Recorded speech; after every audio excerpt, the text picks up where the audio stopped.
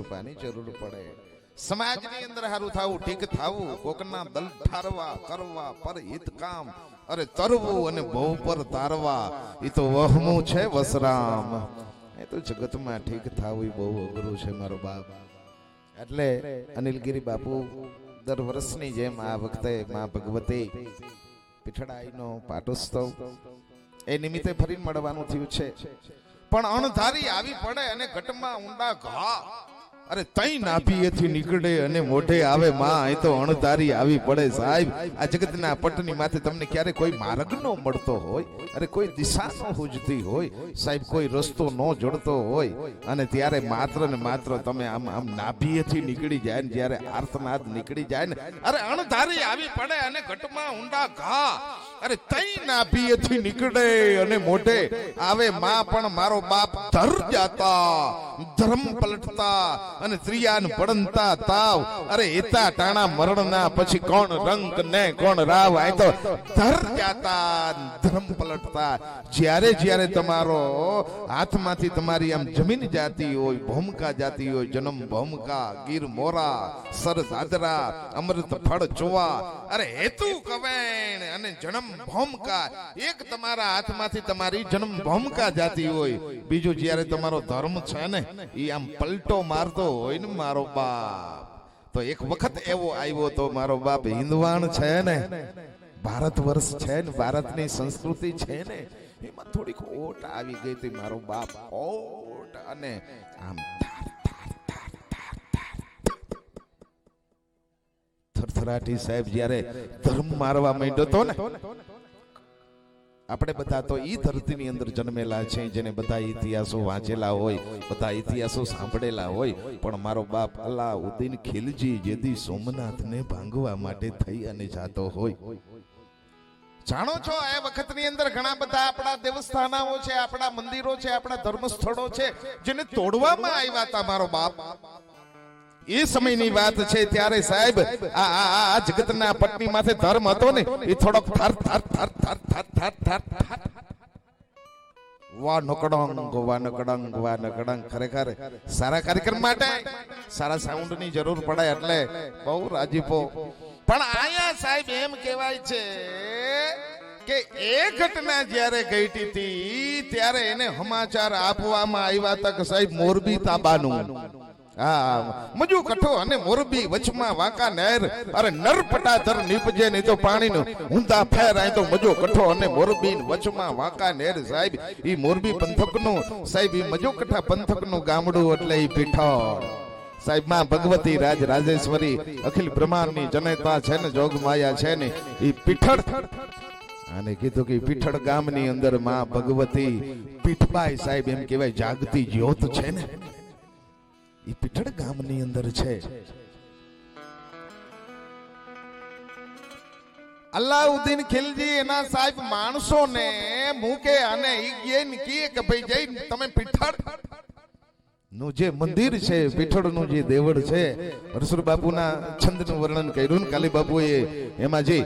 મંદિર નું વર્ણન કરવામાં આવ્યું હતું, જે દેવળ નું વર્ણન કરવામાં આવ્યું હતું, જે થાનક નું વર્ણન કરવામાં આવ્યું હતું, મારો બાપ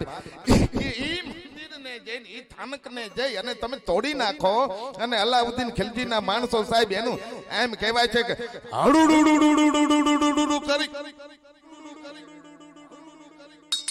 વાદોસ વાદોસ સાહેબ ફોજને જેથી પીઠળની માથે મૂકે. અને સાહેબ આ પરિવાર જે બેઠો છે ને, જે આંગણામાં આપણે બેઠા છે, અનિલગીરી બાપુ આ દેશના સાધુઓ સાહેબ ધર્મ માટે થઈ અને એને ઘણું કર્યું છે.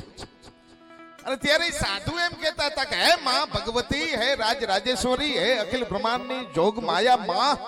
હે પીઠળનું રક્ષણ કરવા વાળી દેવી, તું તો ઈ દેવ છો. અને આ પીઠળના પાદરમાં આવી અને સાહેબ એને તો ધર્મનું ખંડન કરવું હતું. હિન્દુત્વ ધર્મ છે એનું ખંડન કરવું હતું, અરે સનાતન ધર્મ છે એનું ખંડન કરવું હતું. ઈ મંદિરને સાહેબ ઈ તોડે તોડી અને અહીંયાથી અલાઉદ્દીન ખિલજીના માણસો